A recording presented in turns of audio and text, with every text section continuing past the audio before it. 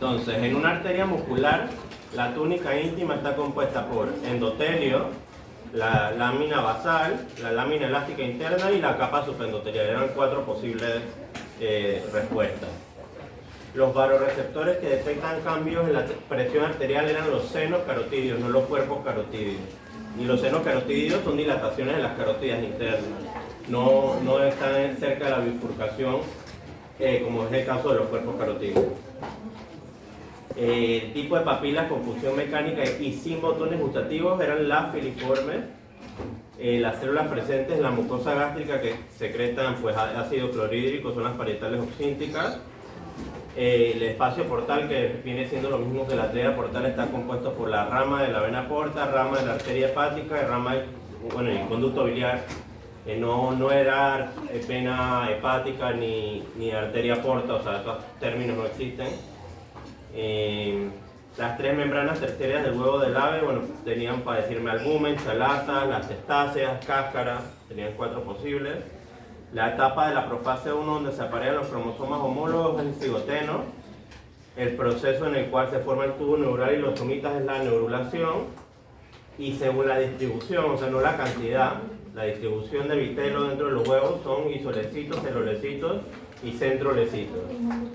Entonces luego les puse un esquema de la piel, que de arriba hacia abajo sería el córneo, el lúcido, el granuloso, espinoso y basal. ¿Okay? Y bueno, ya lo del desarrollo, pues lo tienen ahí, ustedes en su material. Que bueno, el primero era la espermatogénesis, que bueno, tendrían que mencionarme tanto las divisiones meióticas que ocurren y la espermiogénesis. Eran 2 procesos que se llevan a cabo para formar esos espermatozoides. Y la segunda, que era las etapas del proceso de fecundación, que eran los pasos desde pues, la adherencia a la membrana pelúcida hasta la anfimixis, ¿no? Que eran como 7 pasos que estaban en las diapositivas. Entonces vamos con el parcial B. El sitio de los testículos donde se forman los espermatozoides, los túbulos seminíferos, estaba regalada. Tipo de folículos ováricos consistentes únicamente en el ovocito y una pared de células planas son los folículos primordiales, no es lo mismo que primarios, son primordiales. Capilar carente de fenestraciones continuo, recuerden que el otro son fenestrado y el sinusoide, que el sinusoide es pura fenestración.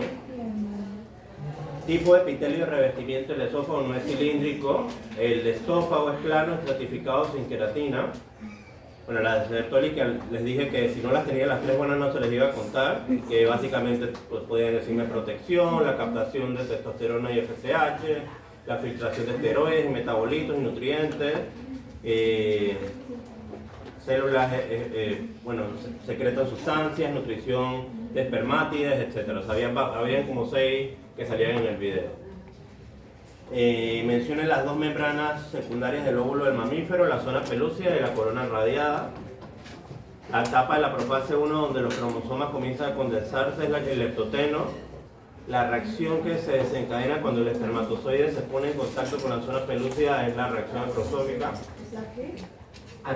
Reacción acrosómica.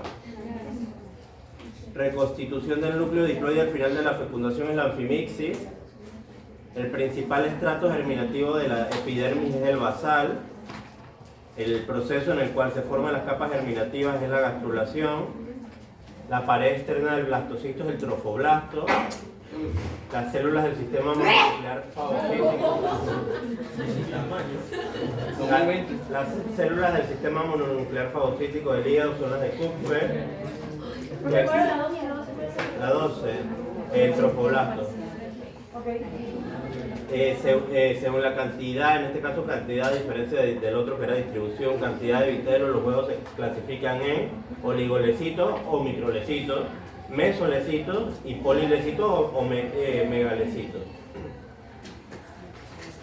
¿Qué células actúan como mecanorreceptoras de la piel? Las células de Merkel.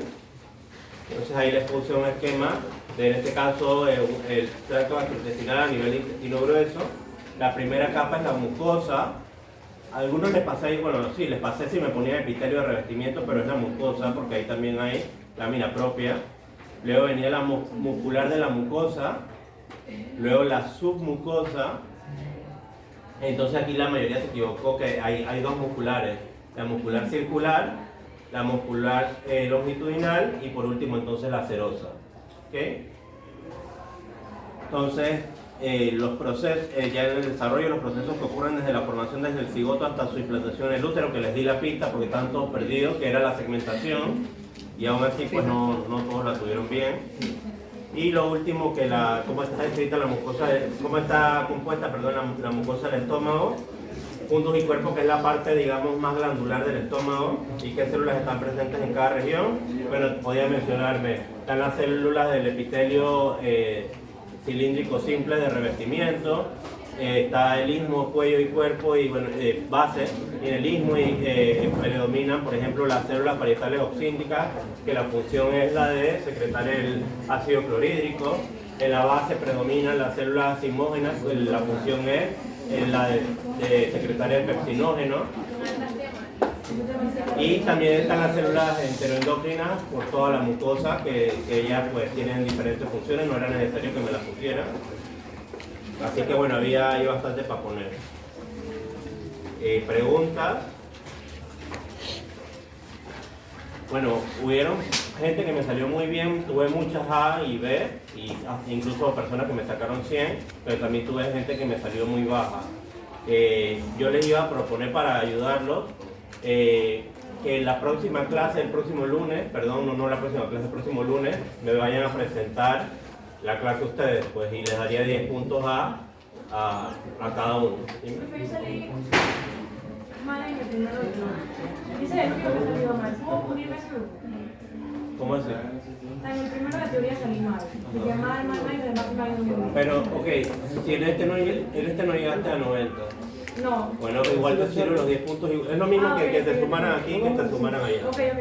O sea, todos pueden participar en el caso de que ya te tengan 100.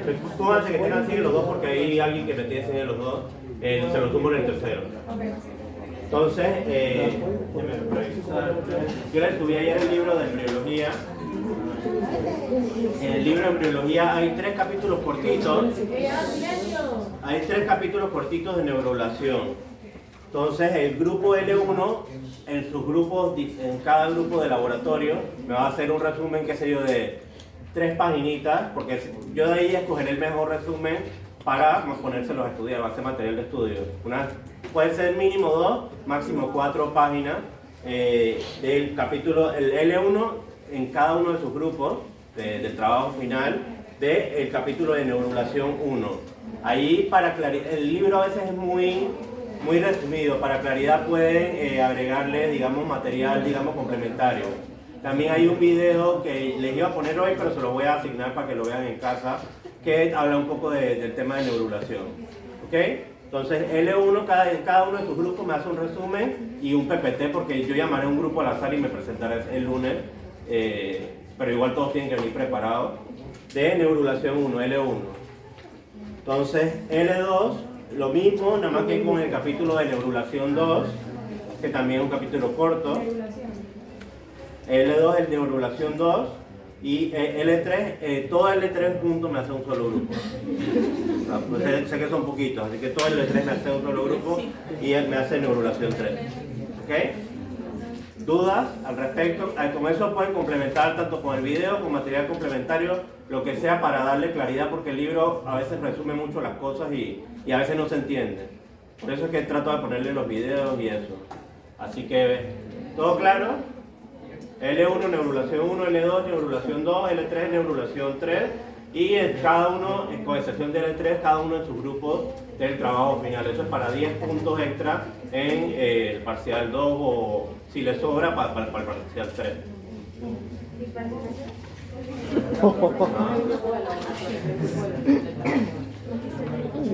Sí, el grupo de trabajo final.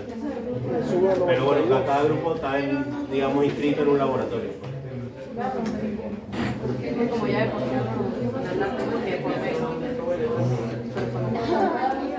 a mí en verdad me da igual, pero a organización, el grupo ¿ok? ¿Todas dudas? neurulación 3, neurulación 3.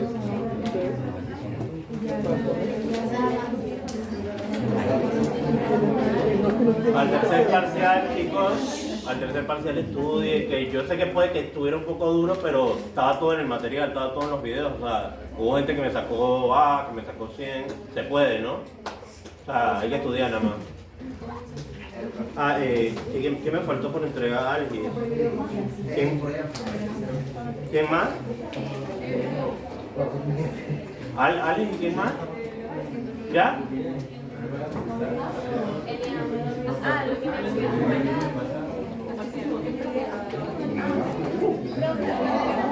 Ya, apurada. A la charla, los integrantes de tu grupo de trabajo final.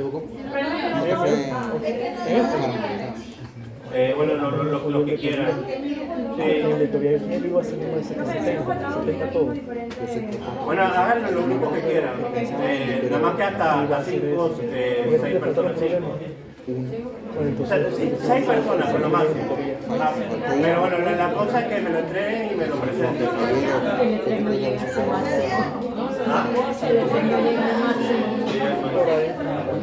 está bien, está bien.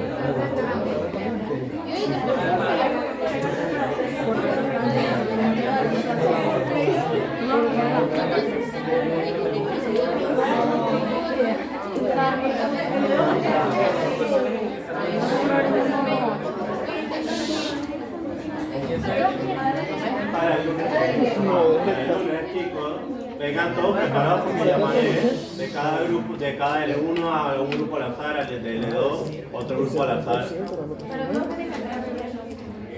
Cada grupo tiene que entregar, si cada grupo tiene que entregar su resumen. Yo abriré un espacio de clase. Y bueno, como saben, es opcional, o sea, eso para 10 puntos en el examen.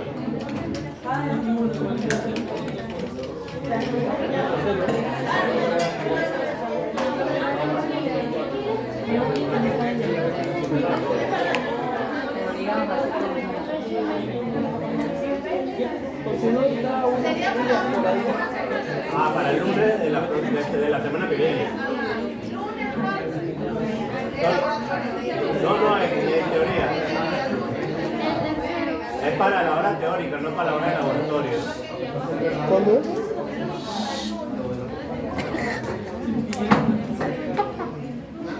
¿Pero cómo? A ver, actualizando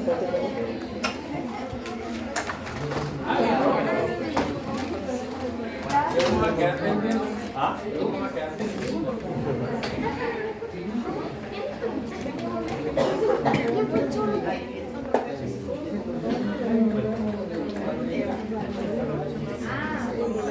No es para 10 puntos.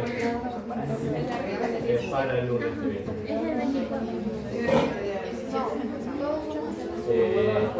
Creo que es el mismo lunes. Sí, el mismo lunes empezamos la charla de trabajo a la hora de la hora.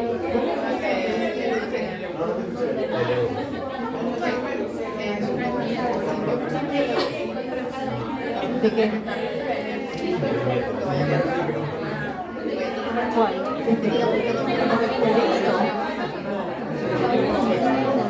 O yo voy con el inglés.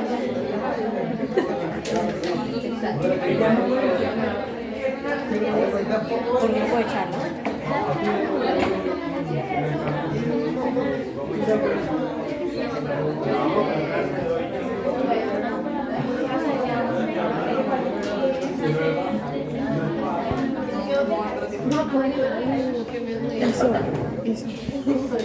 Bueno chicos, vamos a hablar de las causas de lo que lleva a esas células a desarrollarse en los diferentes órganos, en los diferentes tejidos, porque obviamente pues la célula en principio no sabe que tiene que hacer eso, pero hay ciertos indicadores, hay ciertos inductores que digamos que le dicen a esa célula, oye, tú tienes que transformarte en X tipo de célula, y bueno, eso es lo que iremos viendo hoy. Entonces, bueno, básicamente el desarrollo embrionario es resultado de la interacción de varios factores, como pueden ser los factores citoplasmáticos, los factores genéticos, ambientales y la acción de moléculas organizadoras, que es lo que estaremos, digamos, repasando ahorita. ¿Okay? En el citoplasma encontramos moléculas codificantes y organizadoras que son aportadas por el ovocito, o sea, por la parte materna, y que básicamente le van a decir a ese cigoto, a ese blastómero, qué camino va a ir siguiendo. ¿Okay? Los factores genéticos, vamos a tener ciertas, digamos, iniciadores, digamos, de la transcripción que van a decirle, digamos, a X célula qué genes transcribir dependiendo del tipo de célula que haya seguido. Entonces, bueno, esto se le llama sellado o imprinting, en el que básicamente pues, pueden expresarse determinadas características o reprimirse aún estando presentes en el genoma. Saben que vamos a tener un cromosoma materno y uno paterno. Muchas veces se expresa solo lo que está en el cromosoma materno y puede que lo del cromosoma paterno esté, digamos, reprimido, dependiendo pues también del tipo de celular y bueno, de ciertas características como pueden ser estos genes que digamos, estimulan la expresión génica de ciertas genes como tal. Pues. También tenemos moléculas organizadoras y esto pues va basado, digamos, en la ocupación que va a tener la célula, digamos, dentro por ejemplo, en el trofoblasto, en una mórula, por ejemplo. Dependiendo de dónde esté una célula, ella va a adquirir ciertas concentraciones de X sustancias, que normalmente son sustancias básicamente parácrinas, y dependiendo de esa concentración que tengan, ella se va a diferenciar en X o Y cosas, que puede ser el embrioblasto, puede ser el trofoblasto, en el caso de que estuviéramos hablando de una mórula. Obviamente esto ocurre en digamos, en tejidos más organizados, donde igual en un tejido pues se le dice a una célula si va a ser una célula ya sea glandular o una célula del epitelio de revestimiento, y bueno, ocurre a mayor escala. También están los factores ambientales. No es lo mismo un animal que esté en estado de desnutrición versus un animal que esté bien nutrido, la manera en la que se va a desarrollar ese embrión. Obviamente si el embrión no tiene los suficientes nutrientes o aporte energético de la madre, no se va a desarrollar de la manera adecuada. Entonces, bueno, la complejidad en general del desarrollo embrionario no solo radica en factores que lo regulan, como lo que ya hablamos, sino en el mismo proceso en sí. Y podríamos decir que el desarrollo embrionario implica tres hechos básicos. El crecimiento, o sea, ese feto pequeñito tiene que crecer, que normalmente se da por la hiperplasia de las células. Obviamente ahí al principio tenemos poquitas células, una mórula tiene 16 células, y ya pues va pasando hasta 64, se implanta y ahí pues el número es indefinido. La morfogénesis, que básicamente ese embrión va adquiriendo la forma que va a tener ese animal adulto, y la diferenciación celular, que esas células que inicialmente están indiferenciadas en una mórula, posteriormente se diferencian en embrioblasto y trofoblasto, y en ese embrioblasto a su vez se van a diferenciar de las tres capas germinales que ya hablamos. Y a su vez en esas tres capas germinales tenemos las células madre, por ejemplo las mesodérmicas, que se van a diferenciar en tejidos conectivos, etc. Así que ya hay un gran componente en el tema de diferenciación celular. Entonces, bueno, como les dije, el crecimiento es un aumento del número de células, que es lo mismo que hiperplasia. En este caso, pues los factores que regulan la división celular son los que tienen un papel primordial en el caso del crecimiento. Y también, pues, también ese crecimiento, esa velocidad de crecimiento va a variar notablemente según el momento y lugar del desarrollo. Normalmente pueden ver que en un feto, en un embrión, perdón, inicialmente se va a desarrollar el cráneo, se va a desarrollar el corazón, los órganos vitales, y pues en estos puntos va a haber una velocidad de crecimiento más elevada con relación, por ejemplo, a los miembros posteriores, que posteriormente pues van a ir creciendo, como vieron en el feto de laboratorio, por lo menos los de L2 y L3, que tenían los miembros anteriores más grandes, porque bueno, como les explicó también la doctora Izumi, alrededor del corazón, que es, digamos, el órgano, uno de los órganos más importantes, donde se da ese crecimiento prematuro. Posteriormente ya va creciendo las cosas que no son tan necesarias para la vida, ¿no?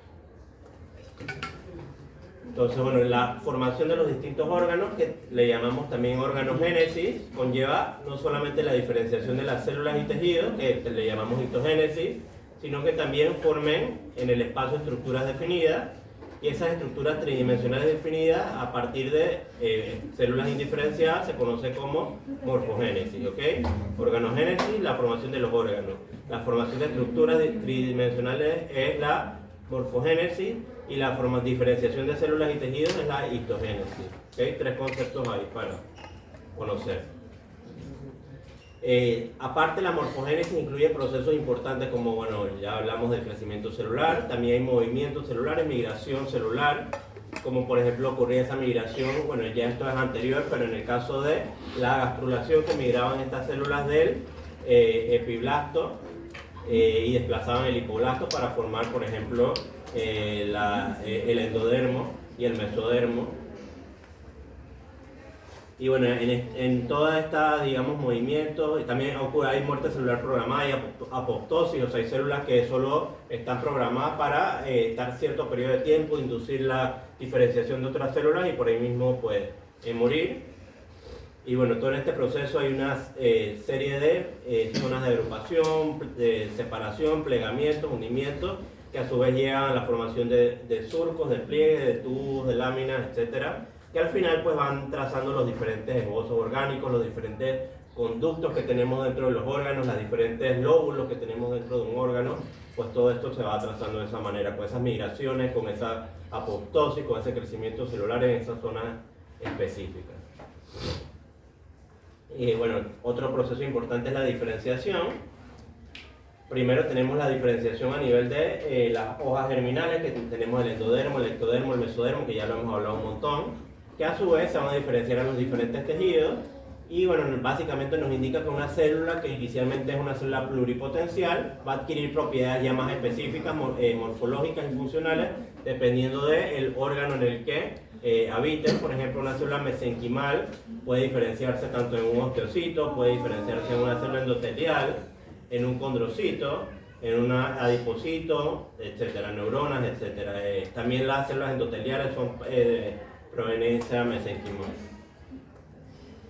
También desde el punto de vista molecular, toda esa diferenciación básicamente consiste, ya como lo mencionamos probablemente en la primera clase que dimos de histología, en la información genética que tiene esa célula. Si esa información genética, que es la misma en todas las células, tiene ciertos factores de iniciación de la transcripción y ciertos factores de represión de esa transcripción, básicamente eso se traduce en que ciertos genes se vayan a expresar en ciertas células y ciertos genes se vayan a reprimir en otras células, lo que va a llevar a que unas células se comporten de una manera, que por ejemplo puedan ser un fibroblasto, y que otras células se comporten de otra manera y que por ejemplo pueda ser un macrófago, por decirlo así.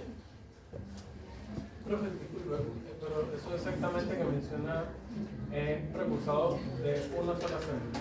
O sea, de una puede pasar la diferenciación o variar el comportamiento de esos genes para entonces... O sea, la diferenciación viene siendo, digamos, empieza la diferenciación, ya saben, la gastrulación.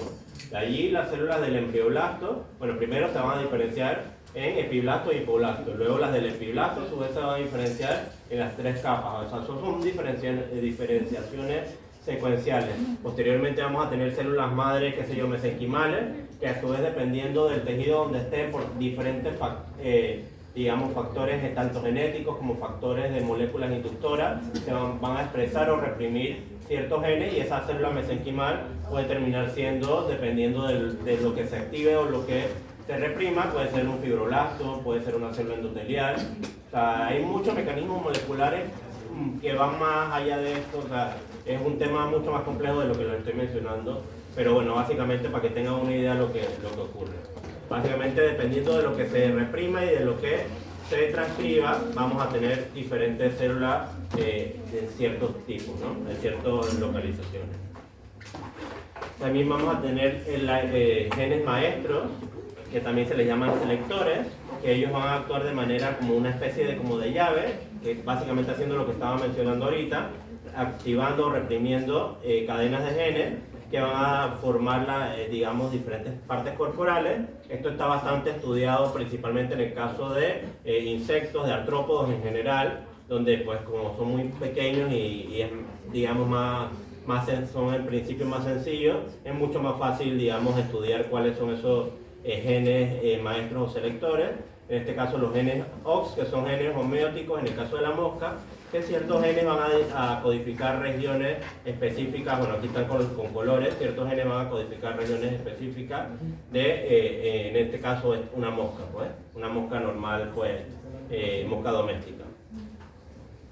También hay genes, aparte de los genes homeóticos que son estos, tenemos genes de la segmentación, que ellos básicamente van a codificar para ciertos segmentos, y tenemos también genes maternos, que son los genes que vienen del ovocito, que también van a codificar, bueno, van a codificar en un punto más temprano de la división embrionaria. ¿Ok? Los genes maternos, bueno, lo que mencioné, se expresan durante la ovogénesis y son los responsables de definir principalmente los ejes craneal y caudal y dorso ventral. Ellos van a crear gradientes de ARN mensajero y proteínas que se distribuyen a las células hijas y tienen un papel importante en la activación de los genes de la segmentación, que son estos, que básicamente, bueno, tenemos tres tipos de genes de la segmentación. Los genes GAP, que definen regiones más o menos grandes del embrión, pueden ser varios segmentos. Por ejemplo, aquí, esto es un gen GAP que define este segmento. Están los genes de la regla par, de los cuales definen cuáles segmentos van en grupo, que por ejemplo serían estos segmentos. Y los genes de la polaridad de segmentos, que definen cuál segmento va anterior y cuál va posterior, ¿no? Y entonces entre esos tres tipos de genes de la segmentación van a codificar, por ejemplo, pues un individuo. Y bueno, los genes homeóticos, que fueron los que hablé al principio, que ellos es muy similar a los genes de la segmentación, pero ellos codifican regiones más grandes con todo lo que conlleva, con todos los órganos que conllevan. Están estudiados muy bien, como les dije, en insectos, también en ratones, que es más fácil de estudiar, y se ha extrapolado un poco al tema de humanos. Entonces, hablando un poquito de las células totipotenciales, al momento, por ejemplo, de la mórula, de los blastómeros, estas células todavía son totipotenciales. O sea, si agarramos, por lo menos en un mamífero, una de estas células, un blastómero inicial, pues de la mórula, por ejemplo, ese blastómero se va a diferenciar en un individuo totalmente nuevo. De ahí es que provienen, por ejemplo, los gemelos, por decir algo. Cuando un blastómero se separa de ese cigoto que está en reproducción, se pueden originar dos individuos que se van a desarrollar como, en este caso, gemelos de un mismo cigoto, monocigóticos. Y entonces, bueno, volviendo al tema de las células totipotenciales, bueno, ellas pierden su totipotencia durante el desarrollo y el momento va a depender de la especie de la célula. En los mamíferos, las primeras diferencias entre el tipo de las células aparecen en el estadio de mórula, cuando ya una capa de células, que va a ser el futuro trofoblasto, se va hacia los extremos, mientras que una se dispone en el centro, que va a ser el embrioblasto o el núcleo embrionario. También se ha demostrado que si se cambia de posición alguno de los blastómeros en esta fase, se desarrollará de acuerdo a su nueva posición. O sea, si movemos la célula del núcleo embrionario hacia el exterior, se va a desarrollar como un trofoblasto, por lo cual todavía son totipotenciales. Pero también hay especies en las que los huevos, las células de los huevos, pues están determinados desde fases muy tempranas. Por ejemplo, en los anfibios, desde la primera segmentación que ocurre en ese cigoto, ya cada blastómero está determinado y, por ejemplo, si se separa ese cigoto de dos blastómeros, básicamente vamos a tener dos medios embriones, no vamos a tener dos embriones completos, sino que se va a desarrollar, digamos, a la mitad cada uno. En los mamíferos esto no ocurre así, en el mamífero hasta el estadio de mórula, hasta el estadio de donde ya tenemos un embrioblasto y un trofoblasto, todavía podemos separar, digamos, esas células y se van a desarrollar dos embriones totalmente completos a partir de un solo blastómero, que es lo que origina, como les dije, los gemelos, en este caso monocigóticos. Entonces también esta separación microquirúrgica de blastómeros es una técnica que se utiliza para aumentar el número de descendientes de reproductores seleccionados. Eso se utiliza en el caso, por ejemplo, de bovinos. Por ejemplo, cuando se quiere obtener, tenemos un toro muy fino y una vaca muy fina, hacemos una fertilización in vitro, y esa fertilización in vitro queremos obtener más de un embrión porque obviamente nos rinde más. Se pueden separar, digamos, microquirúrgicamente esos blastómeros y obtenemos de una sola fecundación 4 o más embriones, ¿no? Aquí les mostraba, bueno, en este caso también lo hacen en humanos. Esto, bueno, como pueden ver, Esto lo hacen humanos también para muchas pruebas genéticas antes de que nazca el embrión, el feto, y sabe que no venga con una enfermedad. ¿Qué sería esto que rodea aquí? Membrana pelúcida. La membrana pelúcida, ajá, él lo está agarrando por la membrana pelúcida. Y entonces aquí pues, digamos que todo bajo microcirugía, con instrumentos muy precisos, él puede tomar una muestra, por ejemplo, de una cantidad de blastómeros, que es lo que está haciendo. Este caso, estoy casi seguro que es de humanos que como les dije, puede agarrar un blastómero y le hacen todos los exámenes habidos y por haber para saber que esa descendencia, ese niño va a nacer sin ningún, digamos, enfermedad genética. Eso lo hacen como con succión. Parece que fue algo de succión, sí. No sé si será como tal succión o es más que se adhiere a la cánula. Pero bueno, y como ven, pues agarra uno más blastómeros y esto los examina y esto de aquí se va a desarrollar como un embrión normal. Y bueno, eso de esta misma manera se puede hacer para separar blastómeros, por ejemplo, si se quiere obtener más individuos de una sola fecundación. ¿Qué?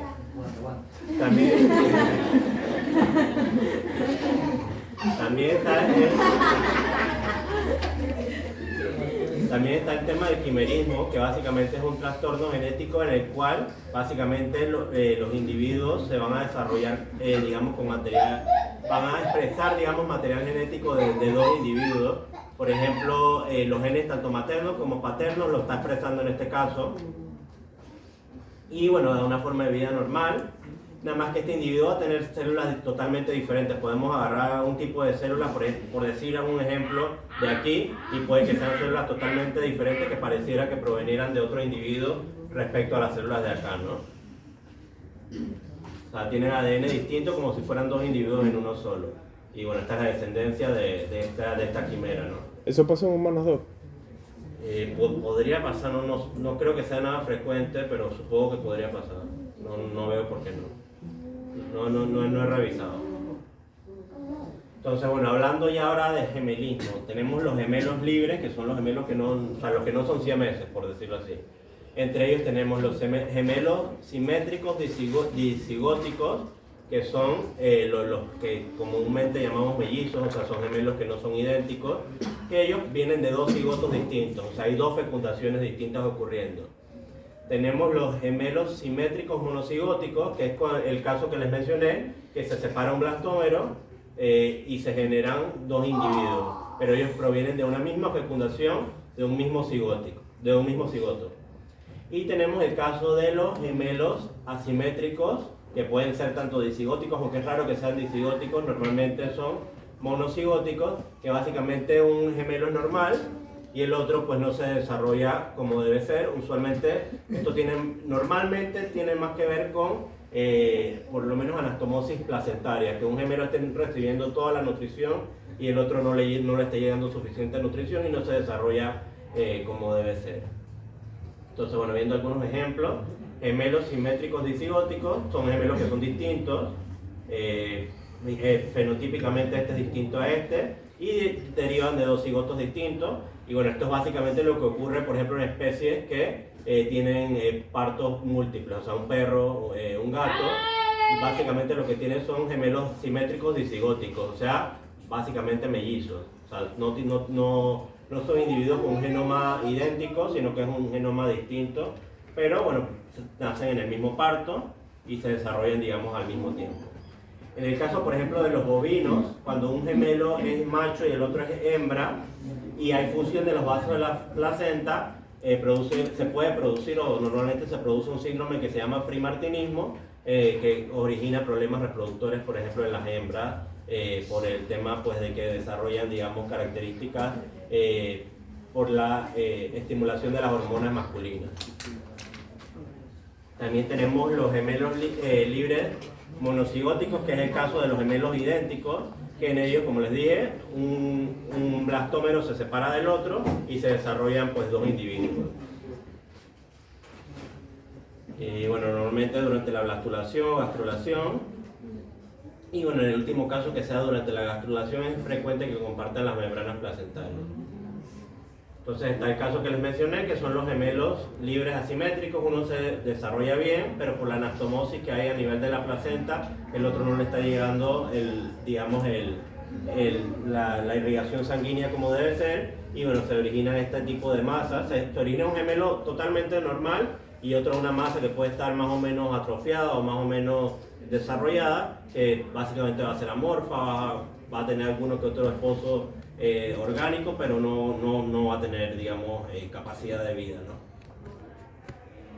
Bueno, ese se le llama feto amorfo, anidiano, acárdico, acéfalo, y bueno, suele estar unido a las membranas fetales del gemelo normal, aunque dentro de un amnios propio. Tenemos también el caso de los gemelos unidos. Ellos siempre proceden de un mismo cigoto y ocurre cuando básicamente ese blastómero no se separó del todo del otro blastómero, y bueno, básicamente pues quedan los gemelos unidos. Y estos pueden ser unidos simétricos, como es este caso, o unidos asimétricos, como es similar al caso anterior, nomás que en este caso vamos a tener un animal más o menos normal y un pedazo del otro animal, que puede ser ya sea la pata o puede ser un pedazo amorfo, unido normalmente en el dorso del animal. Entonces, los gemelos unidos simétricos, a su vez, tenemos la clasificación. Primero se denominan diplópagos, que es lo mismo que siameses, y se clasifican según el punto de unión en cefalópagos, que están unidos a nivel de la cabeza, toracópagos, que están unidos a nivel del tórax, abdominópagos, que están unidos a nivel del abdomen, o pigópagos, que están unidos a nivel pues, del coxal, del coxis.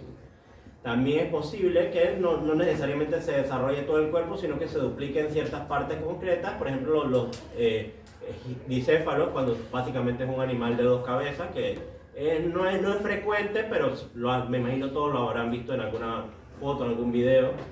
En las tortugas, por ejemplo, en las serpientes, en vacas, ocurre con no frecuencia, pero se observa, ¿no?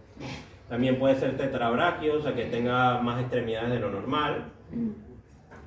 Aquí les ponía lo traje la bocina, mira. Pero igual está en inglés. Aquí es un caso de una. ¿Por qué eso?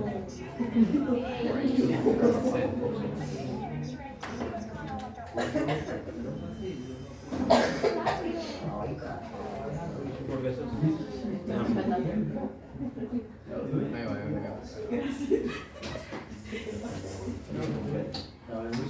Bueno, básicamente, no sé si han visto ese programa de la doctora acá en Angio, pero bueno, es una doctora que atiende animales exóticos, y bueno, ahí les llegó una serpiente que era dicéfala, y cuando la vieron en la radiografía tuvieron sospecha de que tenía dos corazones, y efectivamente le hicieron una ecografía. En serpientes no escuchas al ocultar no puedes ocultar bien el corazón, sino que lo ocultas con el ultrasonido, ¿no? Básicamente. Y al ocultarla se dieron cuenta que sí tenía dos corazones. Y bueno, las serpientes, he visto varios casos de serpientes que pueden vivir con dos cabezas, o sea que son dicéfalas y que se desarrollan bien. No sé en el caso de que tengan dos corazones, ahí sí no sabría decir, pero normalmente serpientes dicéfalas pueden, digamos, sobrevivir. ¿Cuando tienes una persona está sincronizada? No sabría decirte. Si están a lo mejor muy cerca, reciben, me imagino, los mismos estímulos eléctricos y a lo mejor se sincronizan, pero no estoy seguro. Y bueno, hay veces que una de las dos come y la otra de las dos no come, hay veces que las dos comen.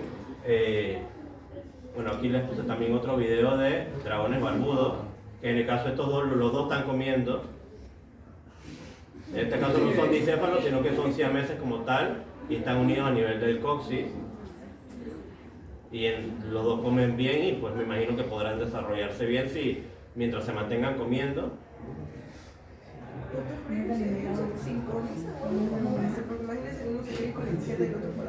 Debe ser un lío.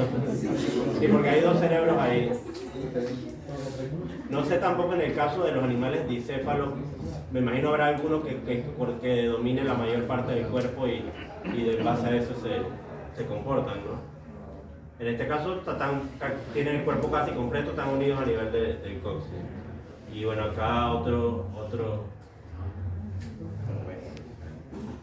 Este es otro, les pregunto, ¿no? ¿Están pegados?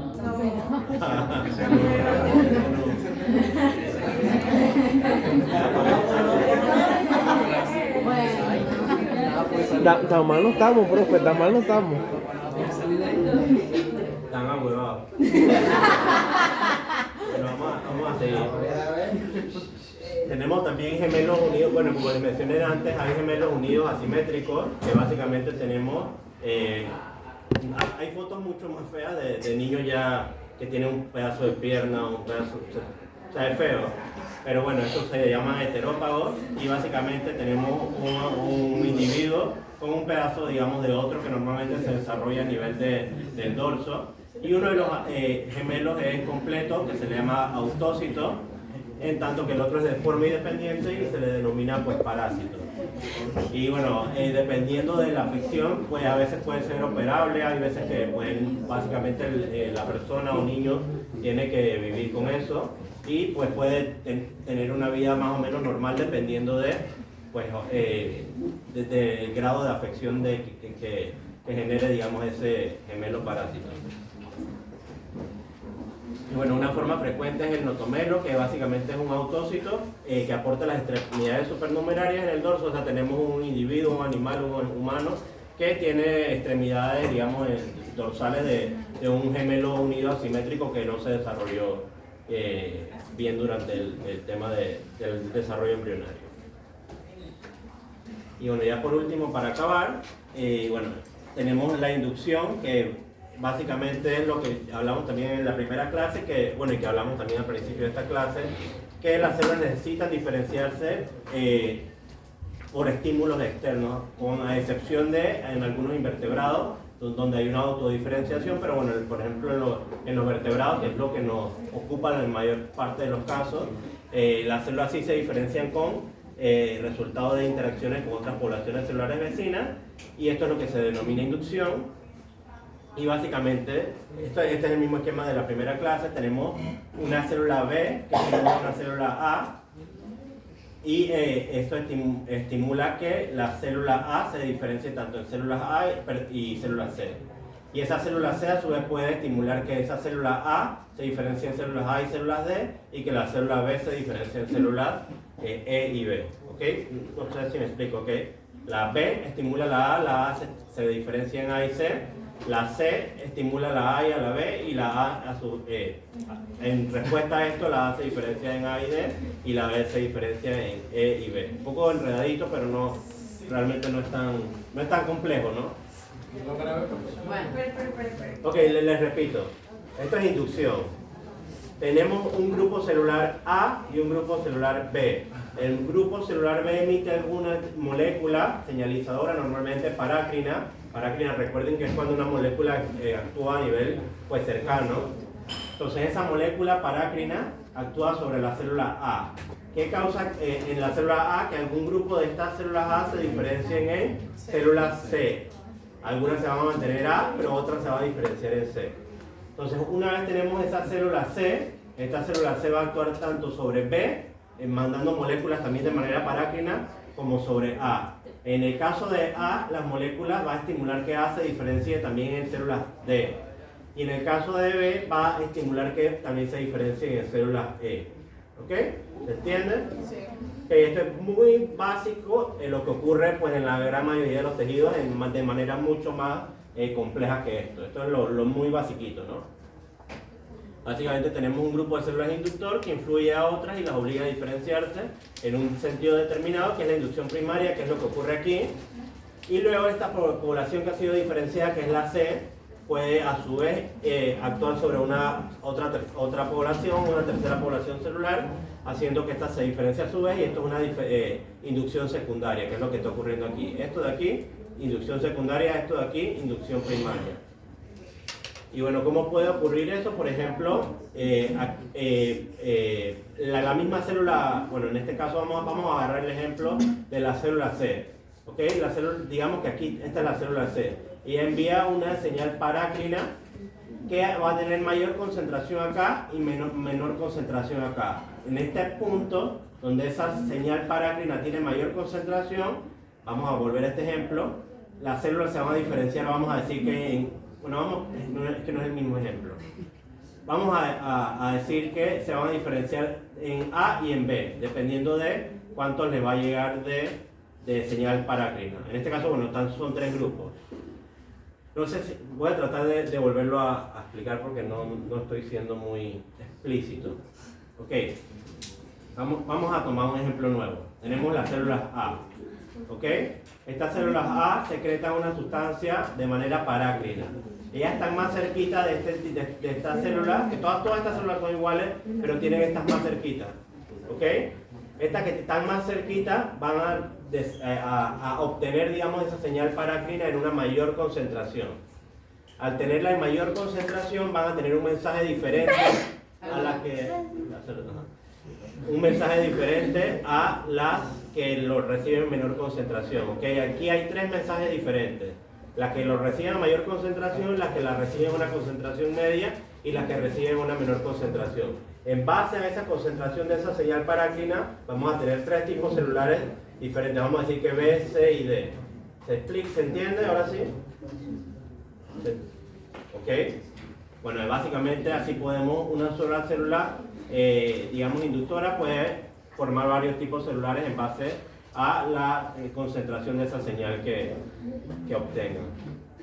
Así que bueno, les iba a poner un video, pero no traje mi bocinita, así que se los voy a dejar de tarea. Sí, se los voy a dejar de tarea, que básicamente los va a ayudar también para desarrollar el tema de la próxima clase, que es el tema de la neurulación, la clase que me van a desarrollar ustedes la otra semana. Porque el miércoles les voy a, no estoy seguro si les voy a dar huevos de aves y reptiles, etcétera, o placenta. En todo caso, pues nos faltan además de 3 temas: huevos, placenta y neurulación, que me lo van a dar ustedes. Y ya con eso terminamos los temas del semestre el próximo miércoles. Entonces, bueno, les recuerdo, este miércoles clase normal de teoría. En los laboratorios van a tener lo que acordaron con la doctora Izumi. La próxima semana, el lunes, los que quieren sus puntos, pues me van a presentar su clase. Les voy a poner el espacio en el Classroom para que me entreguen, digamos, ese resumen de 2 a 4 páginas sobre cada capítulo de la neurulación. Yo escogeré, digamos, los que me parezcan más claros y eso se los pondré para que lo estudien para el parcial. Entonces el lunes me presentan eso. El laboratorio ya empiezan los de L1 a presentar su charla. Como les dije, no me importa el orden. Si quieren ser, digamos, voluntarios, pueden ser voluntarios. Si no, yo llamo al azar, o si quieren ustedes organícense, a mí me da igual. El miércoles entonces les doy la última clase y me presentan ya los de L2 en su laboratorio, y el viernes los de L3 en su laboratorio. ¿Ok? ¿Todo claro? La que está en el cronograma.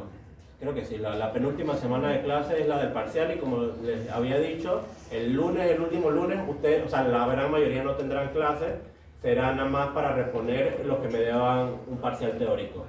El parcial en laboratorio, como les dije, el miércoles, después que terminen el laboratorio de Izumi. ¿Ok? ¿Dudas? ¿Preguntas? ¿Ah?